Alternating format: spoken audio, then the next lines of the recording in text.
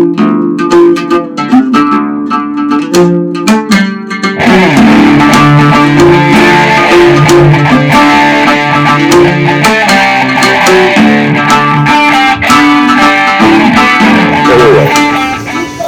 everybody, welcome back to the Everyday Night. I'm Joe. And I'm Jeff. Although here, I'm known as Eliyahu. Dog. And Duke Eliyahu. Duke Dog. Yes. Thank you very much. You're welcome. And today we are doing an Ask Me Anything. We are at the 50th annual Pennsic War. It's an SCA event. And so we thought this would be a good opportunity to have people stop by, ask us anything. And we did already get a written question when we posted that we were going to be doing this, so we could start with that. But before we start... Yes, in our usual vein, yes. What are you drinking? Well, I have in this little flask the very last of the Macallan 18-year-old Scotch that I was given 10 years ago in celebration of the 30th anniversary of my wedding. And once I finish that, I'll be switching to something else. Okay. If I'd only known, I probably still have the dregs of a bottle that I got for my 30th. No. But I have here just a little old-fashioned mix with 4 years of small batch bourbon. Nice. So Sláinte. Sláinte.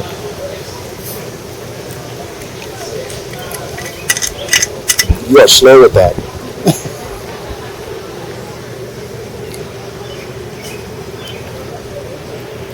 And congratulations.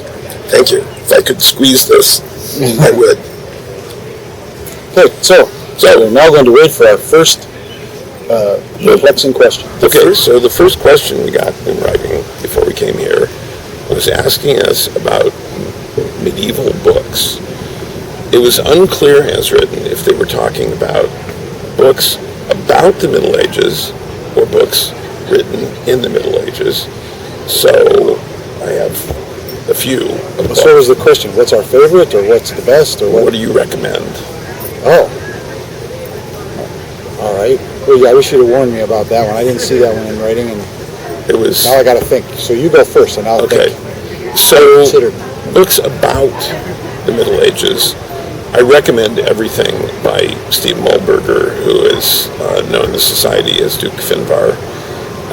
And very scholarly professional historian. I particularly like his book about the combat of the 30. Really interesting. I've also read Barbara Tuchman's A Distant Mirror, which is all about the 14th century, which I like. Books in the Middle Ages, of course, the Canterbury Tales and the Decameron, which I think are fascinating glimpses. I think a book about the Canterbury Tales, written by Terry Jones of Monty Python, called Chaucer's Knight, and he was a history student. It's an analysis of who Chaucer's Knight would have been based on the evidence in the Canterbury Tales. Really interesting. Also books written in the Middle Ages, Tirant LeBlanc, which is referred to, I read one description of it, out of period, referred to as the best novel of that century. But that was a century before they were referred to as novels. Okay. The term novel didn't come into play until, I think, the 19th century. Yeah. But it's a really interesting, sweeping story. Very interesting. So, but my focus tends to be European Middle Ages and Italy particularly. But I recommend, what I read when I first joined the society, I got a stack of Penguin paperbacks that has all of the Norse sagas, one after another, very well translated. I didn't think they had penguins in the north. No, they did not. Well, Antarctica, of course, but that's just the publisher now. Oh, okay. Just like an alligator, like an Izod shirt isn't really made out of alligator. I was disappointed when I found the Viking Book of Verse was not a book of Viking verse. Viking is a publishing Viking is publishing. Yeah. I found that book too. Man.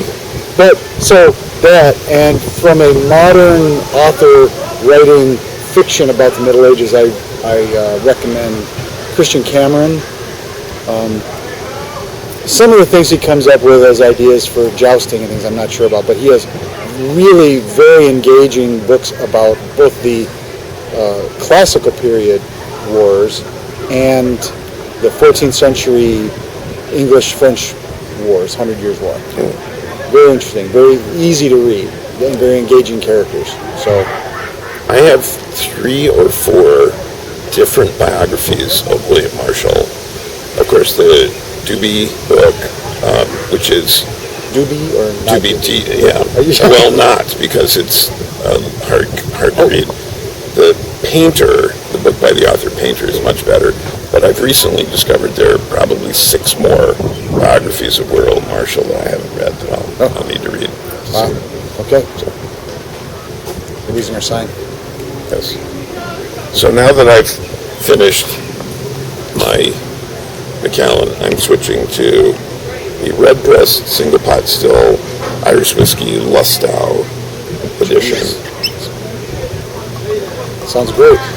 It's good. It's one of the components I use in my favorite or go-to cocktail, an artist special, which I've mentioned before. So, Sancha.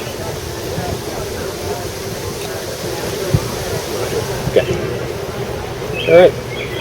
So I guess this is the question day. Yeah. Walking off a long day of battles that are way younger than I should be that I should be participating in, and then returning to the Litchfields and doing pickup.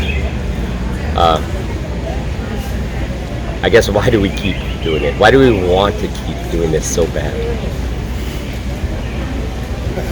So, I've been doing this actually longer than you. No, of course. Both of us have, actually. Yeah, and it's a great question, and there's a kind of shared satisfaction and misery, and it's the shared effort, it's the perseverance beyond your own limits. There's something we've all referred to as the joy of combat when we're doing it. But it gets really difficult, and there are times when coming off the field, I don't know why I do this, particularly if in a situation like this there's scenarios and the strategy is flawed and it's frustrating, and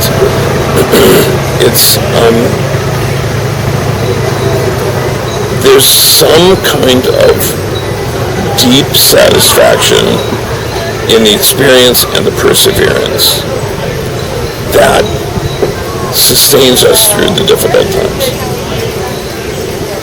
And that's the best answer I can give you. I don't understand my own visceral satisfaction in it. I've thought about it a lot, but I know that persevering past my own limitations leaves me with a kind of satisfaction I can't find from doing something easy. For me, I'll admit to a certain amount of satisfaction to still being on the field, that there's a certain gratification in that, we're all still competitive. Surprisingly. Well, after 35, 40 years of doing this, we can still go out there and be competitive.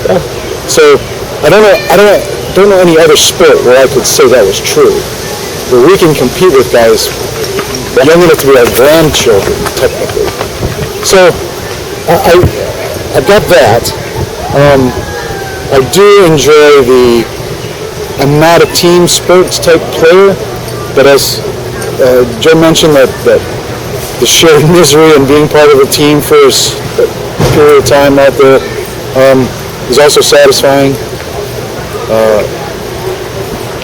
And I'm competitive by nature, so having a thing that I can do to compete and get better at and continue to practice satisfies me.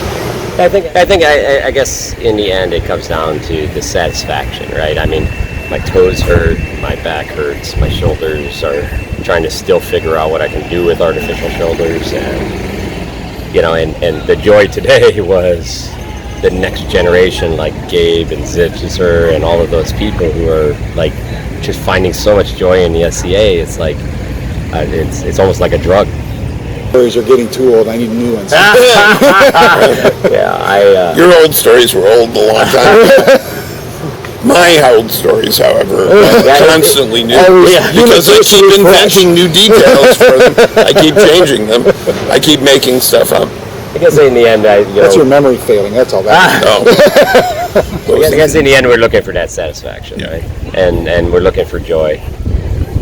And and I definitely found it. I'm very tired, and I guess there's definitely a lot of joy out there with those guys. In fact, I thanked them for it. I'm like, I love you. I wish I could keep up with you guys at the partying and stuff, but I am just too damn old, and I couldn't drink as much as you do. But man, boy, they bring so much joy to the game. I think there's one other thing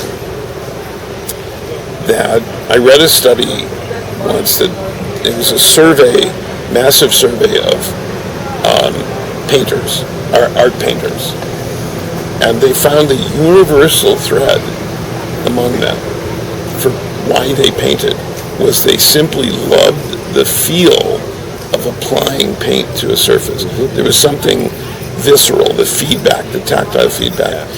And I think by analogy, I would say I love swinging a sword. Yeah. The physical motion of doing that is something that, like dance for people, or any kind of physical activity, this kinesthetic sense of my body in motion doing something is pleasurable. So I think it's kinesthetic is our word for today. Oh, is it? It is now. Congratulations. Thank you. Like you drinks? It's my pleasure. I was thinking of that all the way up here. I was so tired. I knew I shouldn't have ever gone out and done pickups. I may have to actually stop melee because I can't control myself. I mean, literally, I know I shouldn't do stuff like throwing people off a bridge or being in the middle of a bridge and being laid on with artificial shoulders. I'm guessing it's probably not a great thing, right? And I promised myself I wouldn't.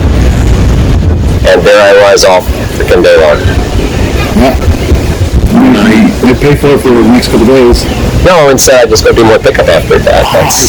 That's brilliant. I went back to the dojo after an injury, and one of the senior students, knowing I was coming back after an injury, said, "Are you concerned? Are you?" Because it's common to be coming back from an injury, to be worried about getting re-injured. It's common to experience that. And I said, I understand that. And before I came here, yes. But once I start doing something, I completely forget about it. It goes away. And I cannot be careful because I don't remember that I'm supposed to be careful. I'm only focused on what I'm doing.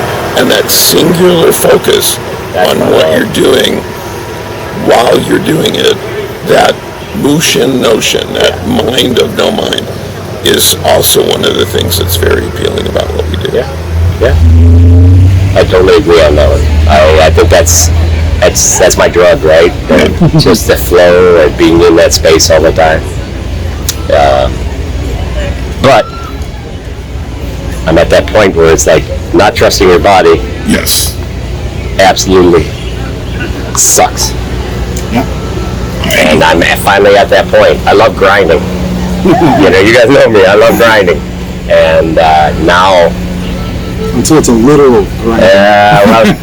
Well, now I'm just concerned. It's like I feel lucky I can even fight still. Yeah. But I can't keep doing... I'm like, it could all go away. And I lived with that for about 3 years. I'm like, nobody told me I can do this with my shoulders. I spent a lot of time in melee in the front lines with shield, right in the front. And I'm good at it. But several years ago, I started going to whoever was in command of what group I was with and saying, if it's all right with you, I will pick the time and place where I will insert myself into the situation where I can do the most good using my experience and judgment. And of course they would always say, thank you, yes, of course. And I would do that because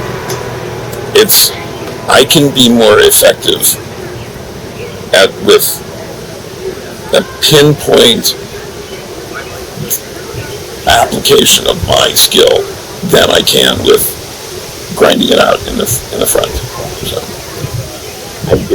That's a whole episode by itself, I guess. Yeah. That's a better episode for you. Yeah, it is. I know. Because Grace has a very interesting podcast also called the SCA Coaches Corner. Yes. So we'll plug there. Plug it in. About 40 followers will probably run right over it. It's all these pieces. Yeah. All these pieces. It doesn't matter if you have 8 followers, 200 followers, whatever, right? It's somebody takes away something from it. Yeah. If we can positively affect the experience of even a single person, it's worth it. Well, thank you for having me on your show. Thank you. Thank you for coming on. I look forward to seeing it. Yeah, we have some guest prizes for you. Oh, all right. Well, I can. Not much. Mug's empty, but I can.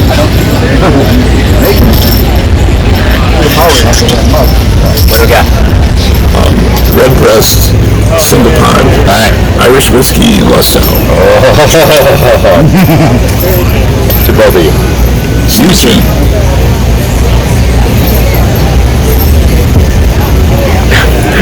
These two gentlemen here are the 2 people who made me who I am today in the SCA. Okay. Well, so I have to find a source for some particular drugs. And so they're anti-malarial drugs that I'm trying to give to a black swan. And so you said ask me anything, and that's kind of uppermost in my mind these days. It's how to treat Actual black swan. Yes, Australian black swan. Her name's Anti-malarial drugs. Yes, she has a hemoparasite. So you're a veterinarian. I know this. Yes. And you're asking us where you should get the appropriate drugs. It's the only thing that I have to say for you to ask. Well, I didn't promise we would have an answer. No, you said I have a question. So first of all, as a professional veterinarian, I assume you are involved in professional veterinary societies or a society. The first thing I would wonder is if that society has a question forum where you can exchange information. There's one in poultry.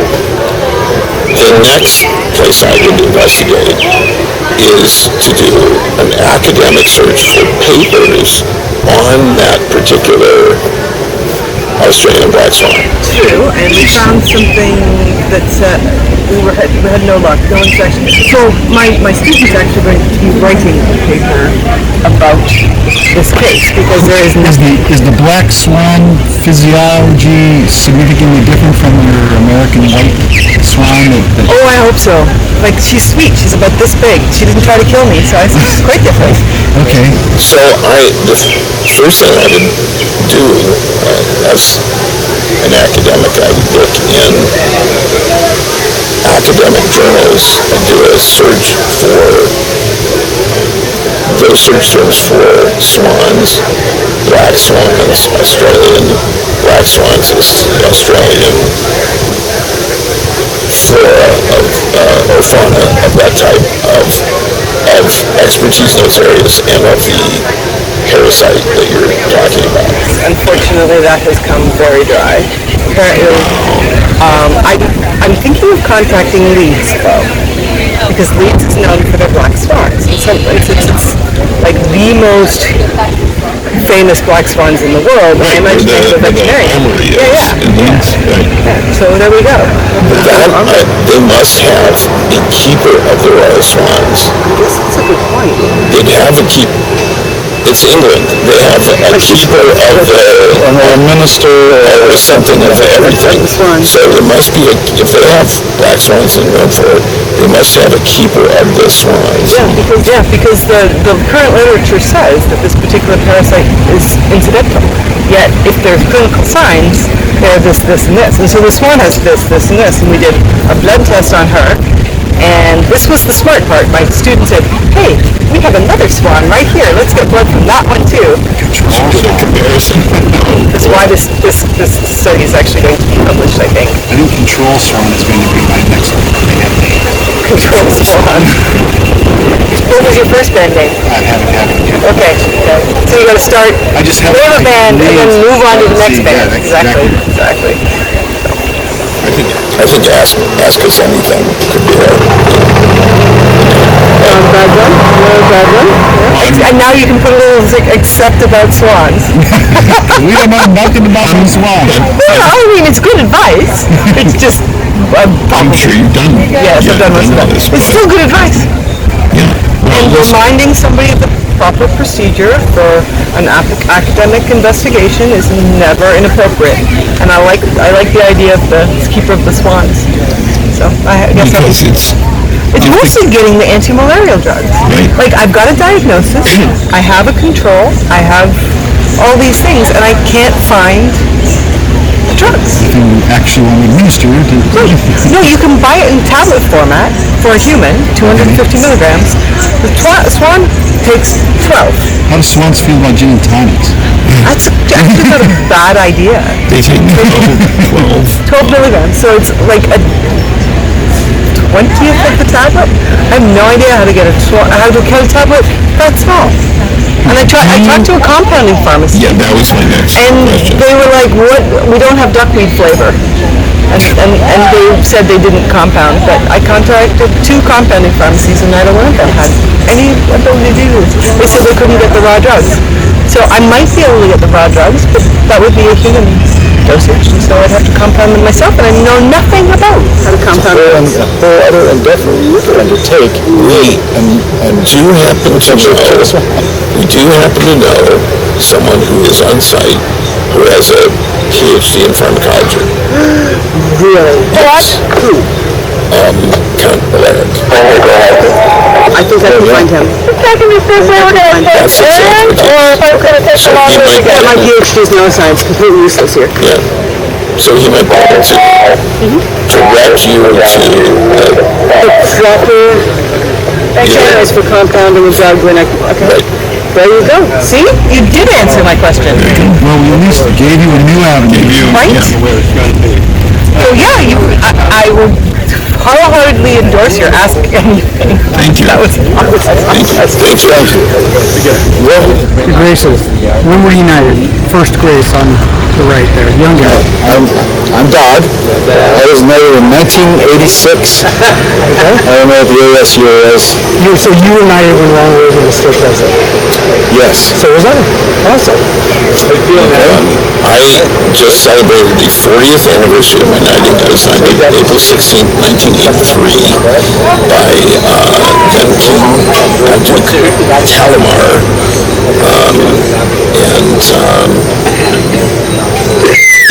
Yeah, that's when I was knighted. That's awesome. Sure. So ceremony, right? Did you do a period ceremony, a cleansing, a bathing, anything before? Or was it more of a like SCA-esque knighting ceremony? Well, the ceremony is the ceremony. Pre-knighting ceremony, but you lead up to it. Well, I had a vigil, but it wasn't.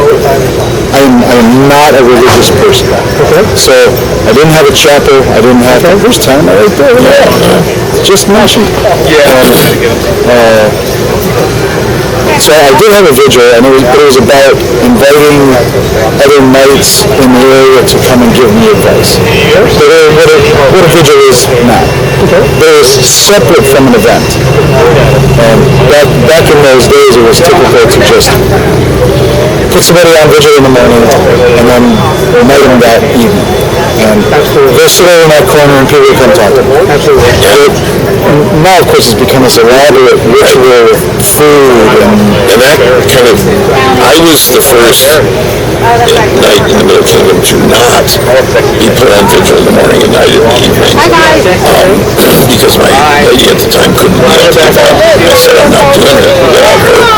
So it was 3 weeks later between when I was put on vigil and when I was knighted. In the intervening time, I found a chapel in the university town where I lived and got permission to use it overnight. It was non-denominational. I hid religious imagery. I laid out my armor, and I sat there all night discussing with close friends and a couple of the knights who showed up for this, discussing ideas of chivalry and the virtues. And my intention was to get up the next day, to not get up, to stay awake all through the next day, put on my armor, and go to fighting practice.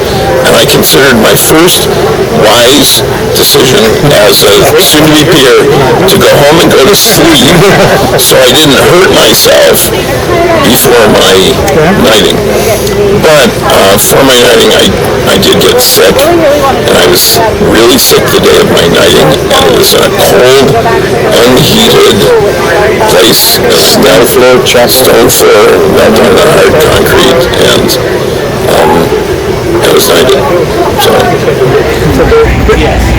Prior to knighting, the best piece of advice a particular knight gave you that you felt had the most impact on you. That's a better way to put it. Well, I found the most, as I passed this on because it was the most practical advice. And it was about, in the SCA being in an order where you are responsible, at least in some part of it, who gets elevated after you. You are there to advise the crown and tell them whether or not you think this person is worthy. And it flies in the face kind of humility. And now you are to sit in judgment of anyone else that follows you. But I was told by this individual, Duke Sir Darchbane, that when you give your advice to the crown, it is a mistake, as some say, to try and distill the whole order's consensus into your poll. And that can be a tendency if you're trying not to judge someone yourself, but you're just trying to represent what the general feeling is and put that in your poll, because that separates you somewhat from that judgment, right? And he said, don't do that. Give the crown your honest opinion. And it can be no opinion. Maybe you don't know the person well enough. But you must give your opinion. Do not compromise your opinion. The order will compromise for you. And that was good advice. And that's what I tell everybody else. The other piece, this is my own piece of advice that I give to new peers of any order. You develop a purposeful stride. Because, as you know, sir, as we make our way across the hall and have that very important mission, somebody is going to want to talk to you. Even if it's just a friend saying hi, want to have a few minutes of conversation. If you've got a job to do, you need to be able to fix your eyes on a goal and walk straight towards it without being stopped. So that is the piece of advice I have added to every vigil that I go to. So I was told, and I don't remember who told me, that in a larger sense, in this society, we all have an opportunity to reinvent ourselves as the person we want to be. And when you are going to be a knight, you have the opportunity to be the knight that you wanted to see as a knight. The person, you have the opportunity to become the person that you envisioned a knight to be. And I realized that that was not a step, that was the start of a path. That it didn't stop, it continued. That this was simply the beginning of an extended journey into becoming that person. And so I've expanded that into advice to people on their vigil, that to become that person and pass that on, reminding them that every additional honor they receive adds weight to their words, and words have the ability to harm or to heal and to elevate. So they could have a choice to become a problem solver or a problem creator. And I encourage them to become a problem solver and to exercise franchise, which is, as a peer, you can see what needs to be done, and therefore you must act to do something for the good, and that is franchise. And you see it, and you must take that positive action for the good. And so I've taken the advice I got, and I've expanded it through my own interpretation, my own lens, into the advice I pass on to others. Fantastic, guys. I'm sorry, Guibert. Please let out. Thank you for coming and asking such a probative question. Thank you. You've both had a long, storied history in the SCA from start to where you are currently. What things have you learned in the SCA as you developed through fighting, becoming an officer, becoming royal, etc.? How did that modify and change your mundane life, and how did you use things? What helped you in the SCA into the real world? First this time? Okay, so I remember, just as an example, I remember years ago when I was working in advertising and marketing, I had to meet with the CEO of one of the big automotive companies because I was designing what we call speaker support. He was delivering an address to the dealer network, and I had to interview him and then design the speaker support stylistically to match what he wanted to do and the brand of the company and the content and all of that. And I thought, I'm not nervous meeting with this important CEO of this big company. I've led armies into battle. I know what this, I can do this. And I thought about how I calm myself before a fight, and how I find that space where I'm in the moment, the Lucian notion, the mind of no mind, and I was completely into what I was doing, and he treated me like a professional and an expert in what I was doing, and I accorded him a due respect, and it went well. That's, I think of, and I remember it to this day, and it was many years ago, of a direct experience of transferring my confidence of experience from the SCA into the real world. Similarly, I brought my communication skills, my mediation skills from the real world into the society. If we are thoughtful, if we are lucky, we can inform our modern life with our experiences in the SCA, and inform the SCA with our experiences from the modern world. And that's what I've sought to do. similar experience that, although a little more visceral object for me was when I was a high school, early college, I had a very, very bad temper. Got me in trouble a lot. The SCA, and the first real martial sport that I ever really invested in some ways fixed that. Taught me that fighting is just, well, I don't think of what we do when we say we're fighting. To me, it is no more violent than a really, really tough game of tennis. Maybe boxing for you. Well, the mindset, when you're playing tennis, you're not trying to hurt somebody. You're looking at targets, and you're trying to hit the targets, and you're using the speed, you're using whatever you need to hit that target, and that's all I'm doing. Right? And you've got to hit you've got to hit it hard enough to get it over the net, but you don't hit it so hard that it goes out of bounds. And you find the range, and that's where you stay, and that's how I feel when I'm fighting in the SCA. So that, and also learning that fighting is a thing I do and I'm good at it, and I don't have to do it to prove it to anybody. So, yeah, so somebody wants to pick a fight with me in a bar on the street or whatever, I'm like, no, I'm not interested. So there's that. But as Joe says, the confidence of having held office puts you in charge of people in a volunteer organization, right? Where you're responsible not just for the thing you're responsible for, right? The outcome, but how that person feels about it when they walk away from it.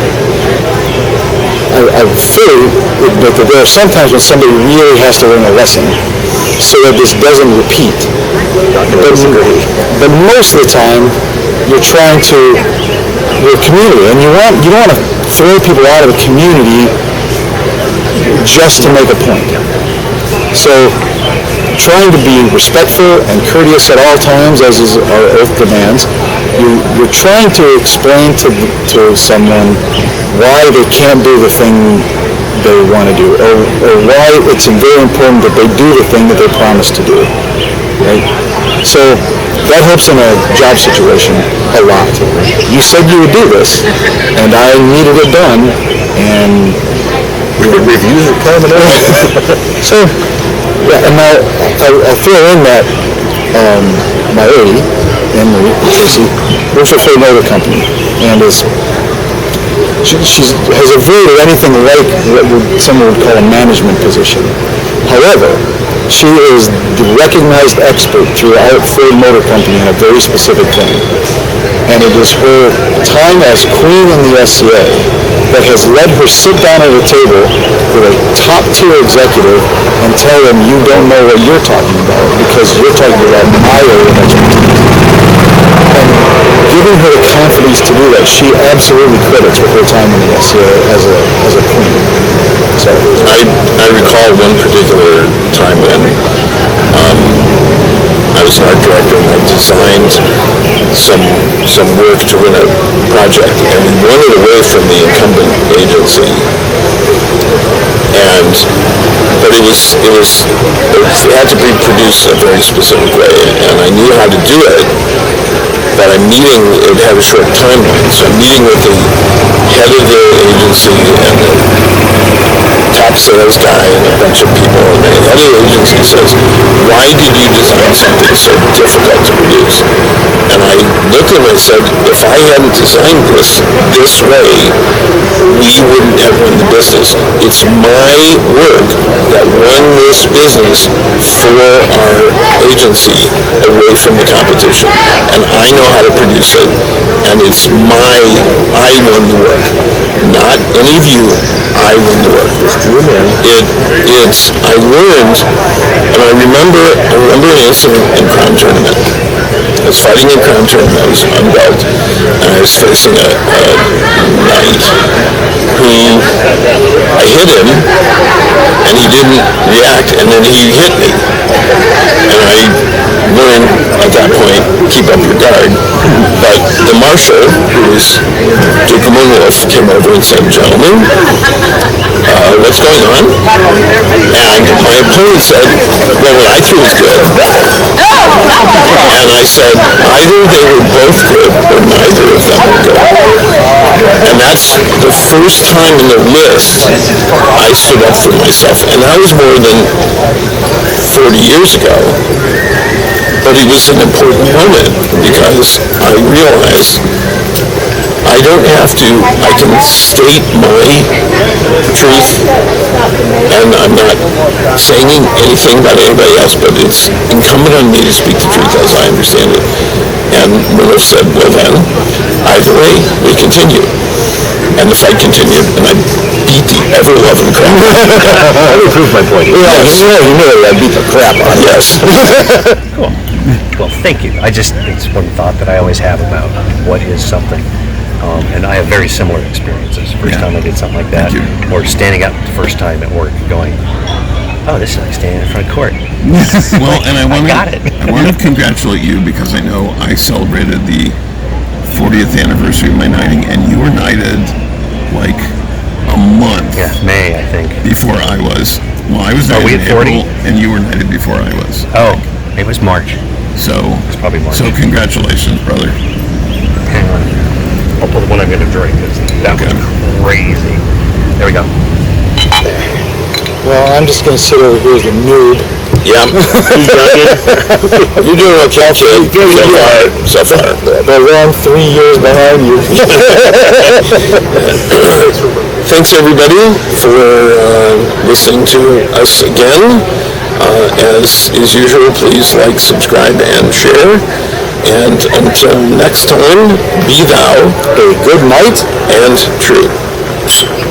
Oh, and a special thanks to Count Sir Gerhard from Caid, as a professional cinematographer, assistant director out there in California land. He's come here as my former squire, now made good on his own, and has really helped us out with this. We could not have done this without him. Thank you, sir. Thank you. See you soon. What is the meaning of life? 32.